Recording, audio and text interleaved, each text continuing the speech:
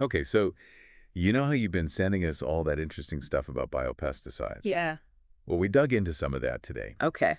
Specifically, some excerpts from a cognitive market research report Okay. called Agrochemical Innovations, Success Stories of Biopesticides, CMR. Sounds promising.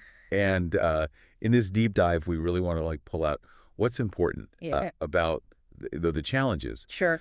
but more importantly, the opportunities within the biopesticide market, Right. especially how innovation is, navigating all these regulations Hmm. and what you as the consumer are demanding. Right. So think of this as like your fast track, Uh-huh. understanding these key forces in the industry. What really struck me Yeah. was just how central this challenge is that they highlight. Yeah, it's this balancing act. Biopesticide companies have to navigate all these different Yeah. government regulations in different regions. Well, for sure. And at the same time, they're trying to meet these demands of consumers Right. who want products that are effective but good for the environment too. Yeah. It's a real tightrope walk. And we're not talking about some small part of the market here. No. Governments around the world are tightening restrictions Yeah. on those old school chemical pesticides. For good reason, too. Lots of concerns about their impact on health and the environment. Exactly. And at the same time, our listeners, they're increasingly interested in alternatives, Oh. safer, more sustainable options. Yeah. It's this big push and pull that's shaping the whole industry. And the report even points out some really compelling numbers Oh, yeah. about the scale of this shift. Like what? So the global biopesticides market was valued at almost $7 billion in 2024, Wow. and it's projected to more than double Really? to over $14 billion by 2031. That's a huge jump. Yeah, so that's like a compound annual growth rate, what they call a GAGR, of almost 15%. Yeah. Basically, the market's expected to grow by an average of 15% each year during that time. So it's not just like a small trend? No, This is big. it's major expansion. For sure. So let's dig a little deeper Yeah. into this complexity. Yeah. So the source, it really highlights this two-pronged challenge Okay. for these companies, right? Right. They can't just develop some innovative biopesticide and call it a day. No, it's much more than... They have to deal with this really complicated Yeah. and often inconsistent landscape of regulations. Mhm. And those regulations vary from country to country. And they're changing all the time. Exactly. And then on top of that, Yeah. you've got consumers Right. who are way more knowledgeable and discriminating. Totally. They're not just looking for something that works. Right. They want products that work. Yeah. Yeah. Mm. But they also really care Yeah. about how those products are produced, For sure. where they come from, Absolutely. and their impact on the environment as a whole. The whole footprint. So the report points out Okay. that it's this balancing act Uh-huh. of innovating, Right. making sure you're following the rules, Mm-hmm. and still, Yeah. making a profit. Right. You got to stay in business. That's what gets really tricky for these companies. Yeah. No kidding. It's a constant challenge. So what does cognitive market research suggest Yeah. How do they address this? for a solution? Yeah. Because it seems like they're suggesting this really forward-thinking approach. Okay. It's not just about reacting to regulations as they pop up. Right. So not just playing catch up. Yeah, it's like anticipating them Gotcha. before they even happen. So they're saying be proactive, adapt ahead of the curve. Exactly. That's the core of their solution. Instead of, Yeah. just responding after the fact, Mm-hmm. their methodology wants to help clients actually predict these shifts. Oh, wow. So the first part of that is what they call a thorough regulatory landscape analysis. Okay, so break that down for me. What does that really mean? So it's not just about, Yeah. keeping an eye on what the government's publishing. Right. It's much deeper than that. So what do they do? They look at current and anticipated regulations Okay. across all these major global markets. So all over the world. Yeah, like the US, the EU, and those emerging economies. Mm-hmm. We see later on in their methodology. Right. But what's really cool Yeah. is that this isn't just like a one-time report. Okay. It's built into what they call a dynamic compliance framework. Dynamic compliance framework. So the idea is that they're giving ongoing real-time updates Okay. that feed directly into the research and development process. Got it. So as regulations change, or even before they change, Yeah. the companies can adapt how they develop these new biopesticides. So they're always ahead of the game. Exactly. So it's not just about understanding the rules today, trying to see what's coming down the line. Looking into the future of regulations. Exactly. So the second part of their solution Okay, what's the second piece of the puzzle? is really focused on Yeah. you, the consumer. Okay, so understanding what the consumer wants. It's all about understanding what you're looking for. Makes sense. And this isn't based on like guesswork Yeah, or intuition. right. It's built on really sophisticated data analytics Okay, to try to predict yeah, what your preferences are going to be. for biopesticides. Exactly, in the biopesticide sector. So where are they getting this data? Well, they analyze consumer surveys, Okay, makes sense. they track broad market trends, Uh-huh, and get this, yeah. they even use social media sentiment analysis Whoa, social media for biopesticides? That's interesting. to understand what resonates with eco-conscious consumers like you. That's fascinating. So they're looking beyond just whether a product works Yeah, to see what actually makes people buy it. exactly. They're trying to get insights Yeah. into what influences your buying decisions Mhm. beyond just, does this product kill bugs? Right. Right. So things like, are there specific sustainability certifications, or Yeah. what's the perceived environmental impact of how it was made? Hmm. So, for example, they might track how often people use phrases like environmentally friendly, Right. or safe for pollinators, Yeah. or effective against whatever pest Mhm. in online discussions, and then see what kind of language people use around those terms. Exactly. So they're trying to understand Okay, yeah. those subtle nuances Right. of what makes a biopesticide attractive to you, the environmentally aware consumer. I see. So they can help companies Yeah. tailor their products and their marketing to Yes. be more effective. Much more effectively. So the third part of their solution Okay. The third piece. really seems to connect these two areas. Okay. The regulatory insights Mm-hmm. and what they understand about consumer preferences Right. and the actual development of the product. So yeah, bring it all together. Yeah. They emphasize this iterative product development cycle Iterative product development. that focuses on rapid prototyping and continuous feedback. So what does that look like in practice? So basically, they test these new biopesticide formulations Huh? against both the evolving regulatory standards Uh-huh. and the consumer expectations. At the same time. Yeah, simultaneously. That's smart. It's this constant cycle. Okay. You build a prototype, Right. you test it against regulations and what consumers are saying, Hmm.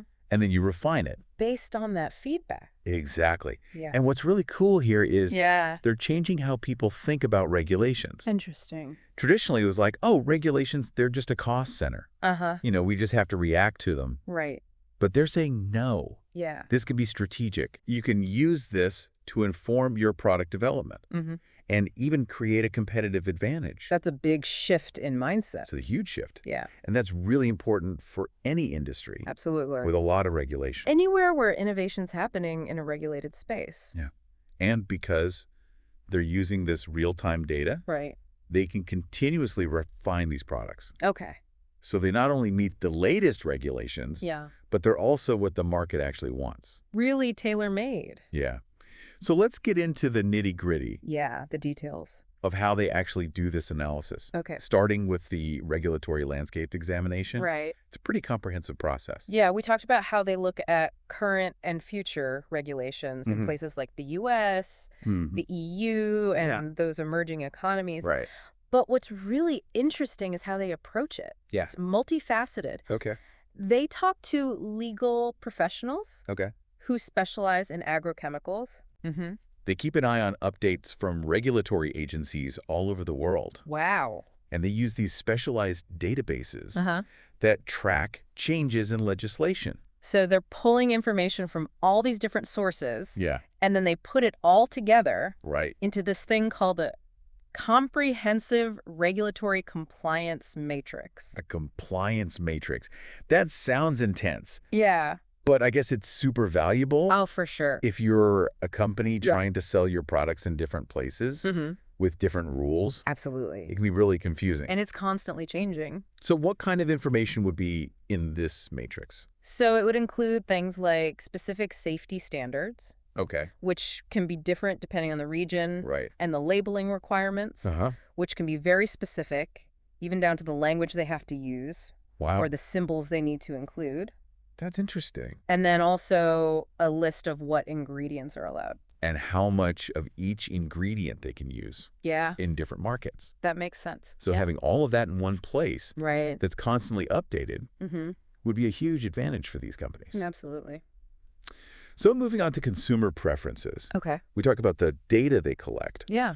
but how do they actually make sense of it all? Yeah. How do they use it to predict what consumers will want in the future? Well, they use some pretty advanced data analytics. Okay. And this isn't just about, Yeah. traditional market research, Right. surveys, and focus groups. They're going beyond that. Exactly. They tap into all that information Yeah. that's publicly available Mm-hmm. on social media Okay. and other online forums. Interesting. So they use these sentiment analysis tools. Sentiment analysis tools. What are those? They analyze the actual language Oh, wow. that people use online Okay. to see how they feel Yeah. about biopesticides. So are they positive? yeah. Negative? Exactly. And they use these trend forecasting algorithms Okay. to find patterns in consumer behavior and preferences. So they're looking at things like sustainability, Yeah. environmental impact, Yeah, and how effective the product is. exactly. So sentiment analysis means they can actually tell Yeah, if people are excited about a product or if they're skeptical. exactly. Based on what they're saying online. Yeah. So they combine that with more traditional market research Right. to really get a deep understanding of what drives your choices. As a consumer. Yeah, in the biopesticide market. Makes sense. So then Yeah. how does this understanding of regulations and what consumers want Yeah. actually feed back into the product development process?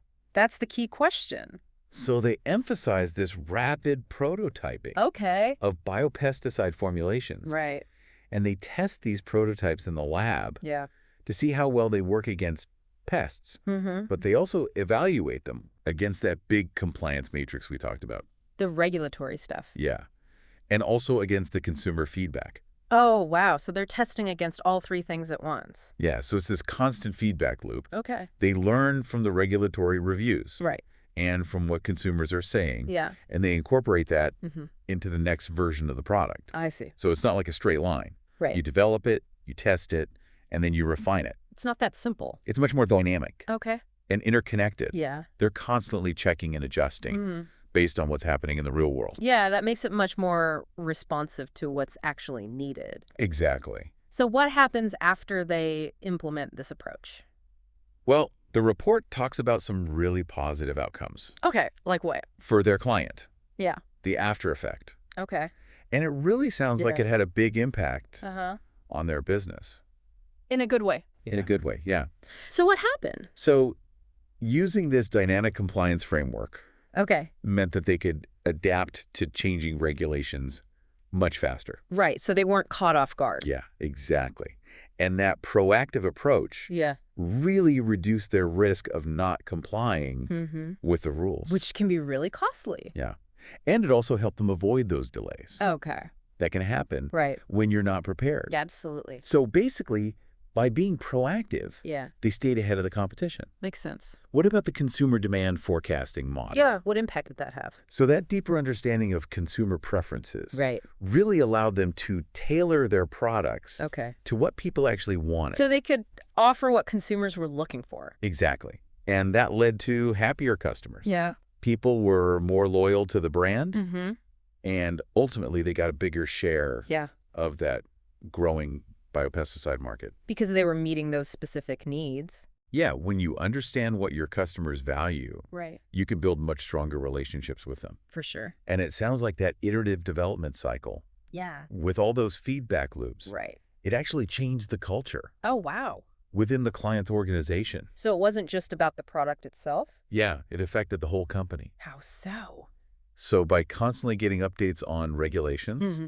and what consumers were saying, Yeah. they became much more agile Okay. and adaptable. So they could respond to changes more quickly. Yeah, and that streamlined their whole product development process. Interesting. And it meant they could get new products to market faster. Which is a big advantage. Huge advantage, Yeah. especially in a fast-growing market Absolutely. like biopesticides. Absolutely. So the report wraps up Okay. by talking about the key benefits Yeah. that the client got from all of this. Right. And some of them are really interesting. Like We what? talk about Huh. comprehensive comprehension of the opportunity cost Comprehensive comprehension of the opportunity cost. in the biopesticides market. Okay, what does that even mean? So basically, Yeah. it means they understood much better Okay. what they stood to gain Mm-hmm. or lose Yeah. by making different decisions Okay. in this market. Got it. So they identified this, Yeah. considerable opportunity size Right. of $7.4 billion between 2024 and 2031, Wow. which gave them the information they needed Okay. to make smart choices about their place in the market Uh-huh. and how to use their resources. So they knew where to focus their effort. Exactly. And to get the best return on their investment. Yeah, that makes sense. So it wasn't just about avoiding problems Right. or regulatory It hurdles. was about going after those opportunities for growth. Exactly. And having that projection of the market size Yeah. must have been really helpful for their long-term planning. Oh, absolutely. They could see where the market was headed Mhm. and make investments to take advantage of that. And that's how they maximize their return on investment. Yeah, they had a roadmap for success. So it really sounds like this Yeah. whole data-driven approach Right. gave them a real advantage. Mm-hmm. They could make better decisions, Hmm. avoid risks, Yeah. and come up with a solid strategy Okay. for long-term success. For the long haul. And being able to tap into that $7.4 billion of growth Right. shows just how valuable this kind of research can be. Yeah. It clearly paid off. So the takeaway for you Okay, what's the bottom line? is that while the biopesticide market has a lot of potential, Yeah. it's not just about scientific breakthroughs. There's more to it than that. You have to be proactive Uh-huh. and strategic Right. to navigate all the regulations. And the changing demands of consumers. Exactly. Yeah. Because those consumer expectations are getting more and more complex. Absolutely. They're much more aware of the environmental impact of their choices. This case study shows Okay. just how important it is to be data-driven. Right. You have to combine that regulatory intelligence Mhm. with a deep understanding of what consumers actually want. And you have to be adaptable. Yeah, you have to be nimble and able to change direction quickly. Companies that can do that will thrive. So here's something for you to think about. Okay, I'm listening. Given how fast this market is growing Mm-hmm. and how important it is to adapt, Yeah. what other industries, Okay. especially those with a lot of regulations Right. and, demanding customers, Uh-huh. might be facing similar challenges? That's a good question. It makes you think about the bigger picture. Yeah. Like, we've seen this with biopesticides, Mhm. but where else is this happening? For example, how about the electric vehicle market? Oh, yeah. That's another area where there's rapid innovation, Right. strict regulations, Okay. and consumers who really care about sustainability. Totally. So it makes you wonder Yeah, how these same dynamics might be playing out there. that's something to consider. And that's our deep dive Okay, for today. that was a good one. Hope you found it insightful. Thanks for having me. See you next time.